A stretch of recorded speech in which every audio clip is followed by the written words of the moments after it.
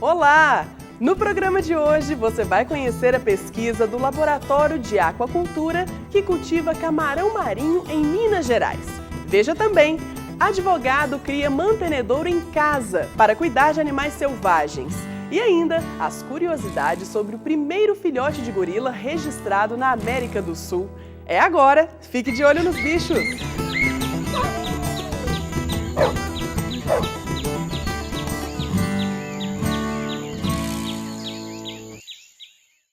E por que não criar camarões aqui em Minas Gerais? Professores e estudantes do Laboratório de Aquacultura da Escola de Veterinária da UFMG mostram que é viável a produção da espécie, mesmo longe do mar. Tilápia, molinésia, peixe-palhaço e camarões. Mesmo a 600 quilômetros do mar, uma pesquisa realizada pelo Laboratório de Maricultura da Escola de Veterinária da UFMG tenta tornar possível o cultivo de espécies marinhas no estado. A ideia de trabalhar com camarão ela veio para atender ao curso de graduação em aquacultura. E aí a gente teve que fazer opção por uma espécie. E a escolha da espécie veio por uma espécie rústica, que tem um bom crescimento, um bom índice zootécnico de crescimento, conversão alimentar, tudo que seria favorável. E além disso, ela se adapta muito bem à condição de baixa salinidade, que seria uma vantagem para a gente conseguir trabalhar aqui em Minas Gerais. O sistema escolhido para realizar o cultivo do camarão é o BFT, conhecido como biofloco. A tecnologia, que já é usada no sul do país há alguns anos, está sendo adaptada para funcionar nas cidades mineiras. Então o camarão e a tilápia, como eu havia dito, eles se alimentam desse biofloco. E esse biofloco serve também para manter o ambiente íntegro. Por quê? Porque existem bactérias nitrificantes que vão transformar a amônia, que é muito tóxica, que é a excreção dos animais, em nitrito e depois em nitrato, que é muito menos tóxico. E outro ponto positivo seria a possibilidade de utilizar esse ambiente, esse meio, por vários anos. Existem relatos aí de utilização de 5 anos do mesmo meio, e isso é excelente. O cultivo de organismos aquáticos para o consumo humano tem se tornado cada vez mais relevante na economia brasileira. Dados do IBAMA revelam que entre 1995 e 2007, a produção cresceu de 46 para 289 mil toneladas ao ano. No laboratório coordenado por Cíntia e Kleber, os alunos da graduação e da pós-graduação são preparados para atender a crescente demanda de profissionais da área de aquacultura. A gente começou do zero, então os alunos puderam participar da montagem, toda a concepção desde o início, da formação, como é que a gente vai fazer, que tanques a gente vai usar, que sistema de aeração, como é que é a tubulação, então tudo isso eles participaram. O camarão marinho, isso não só no Brasil, mas no mundo todo, tudo aquilo que é produzido, ele é comercializado, ou seja, nós não conseguimos atender a demanda, no caso do consumo de camarão marinho. Então, outro ponto positivo e o porquê de apostar nesse animal. Além de formar mão de obra capacitada, outro objetivo do laboratório é desenvolver a técnica para ser usada pelos produtores em Minas Gerais. A gente quer adaptar e formar um pacote que atenda condições, por exemplo, de Minas Gerais, e não precisa ser de BH, Então a gente consegue atender a todas as regiões desse estado também, que é bem grande, e diversificado. O que a gente pensa realmente é que Minas Gerais tende a ser um estado produtor de camarão marinho, mesmo distante da costa.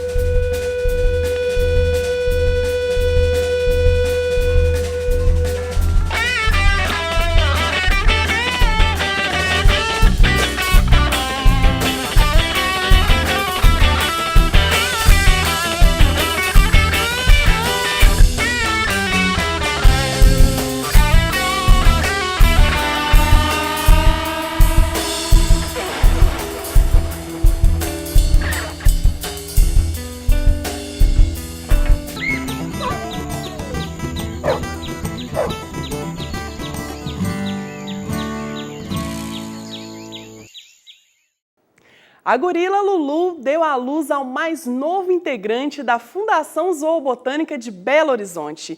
E eles comemoram o nascimento histórico. É o primeiro filhote de gorila registrado em um zoológico da América do Sul.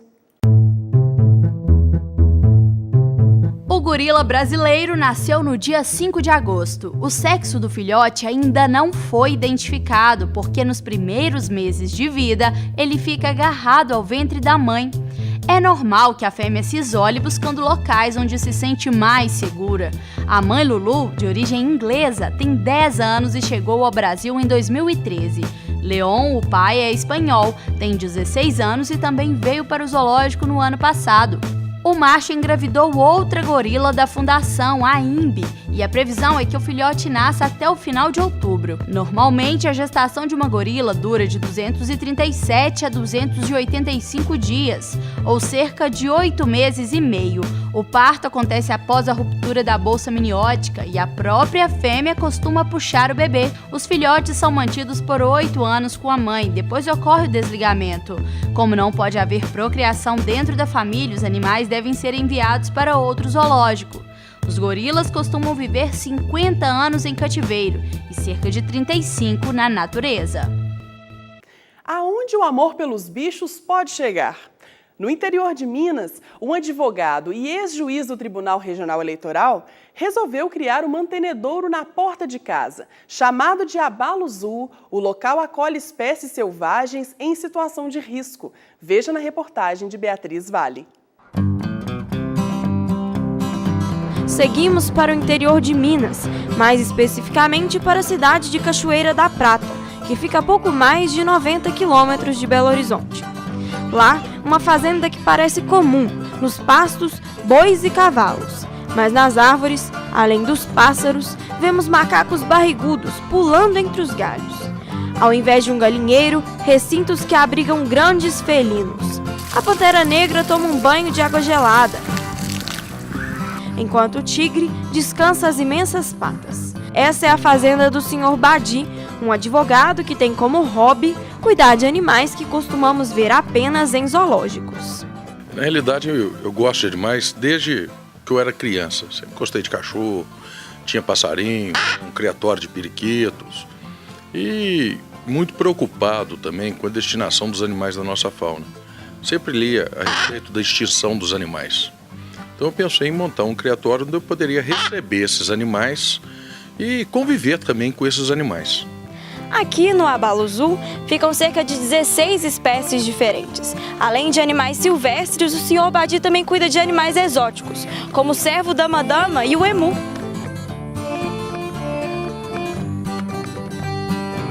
A maioria dos animais que vivem hoje no Abaluzu foi encontrada em situações de risco e resgatada pelo IBAMA, um órgão federal que promove a preservação do meio ambiente. Cada um tem uma história. Abandonados pela mãe, frutos do tráfico ilegal de animais ou vítimas de maus tratos.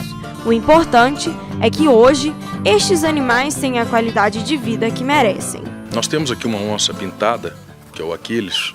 Na realidade, essa onça, a mãe dela foi morta por caçadores.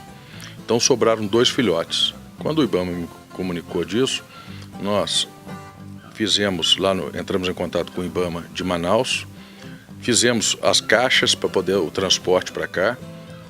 Logicamente, isso tudo é custeado pelo criatório. Tratamos ela com uma madeira até os 2 filhotes poderem começar a comer carne. Quando começou a comer carne, uma foi destinada ao zoológico e a outra ficou aqui no criatório.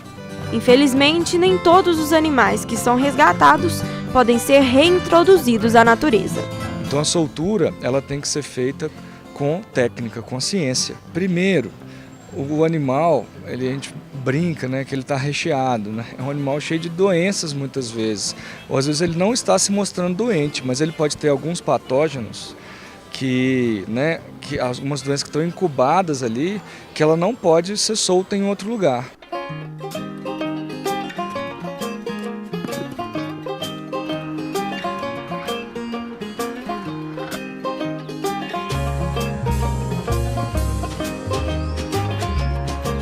Nós temos um projeto aqui no criatório que é a reintrodução de pássaros à natureza.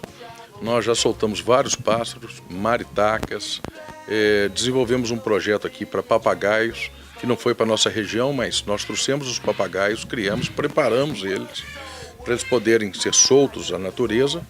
Essa arara, por exemplo, que está aqui, ela foi fruta de apreensão, provavelmente pode ter sido tráfico, uma pessoa que desavisadamente comprou de um traficante de animais. Então a gente pega esses pássaros, passa para um recinto maior, começa a dar alimentação para ele e do jeito que ele começa a desenvolver a musculatura para poder voar. Então exige-se 40 dias. A experiência me mostra que 40 dias é pouco para isso. Então nós deixamos geralmente 90 dias e depois que introduzimos esses pássaros à natureza. Apesar de amar os seus bichinhos, Badi sabe que ter animais como estes no quintal de casa não é simples. Não aconselho ninguém a ter uma onça, né? Não aconselho porque é um animal um pouco mais perigoso, a pessoa tem que ter uma experiência, etc. Quem quer ter um pássaro, entre com um projeto correto no IBAMA. Você vai receber animais fruto de apreensão, fruto de maus tratos. Não compre do traficante ou de quem não tem uma licença autorizada para isso, porque é isso que fomenta o tráfico de animais. Ou então compre esses animais de criatórios comerciais. Quem quiser, procura um veterinário ou zootecnista especialista em animais silvestres, né? Que vai ter toda a assessoria. Não precisa de entender de animal, não. Só precisa de gostar e querer ajudar, né? E aí procura um veterinário especialista que ele vai fazer tudo, vai fazer o projeto, mas tudo seguindo a legislação. Sustentar um mantenedouro conservacionista como a Baluzu exige muitos gastos, esforço e dedicação. Além dos funcionários que cuidam do local, um veterinário e uma bióloga se dedicam a fazer com que estas belas criaturas sejam sempre bem tratadas. O retorno que a gente tem, em termos de poder ajudar esses animais a ter uma vida digna, porque muitos deles não podem ser reintroduzidos à natureza, é muito interessante. É ótimo, é uma sensação gratificante.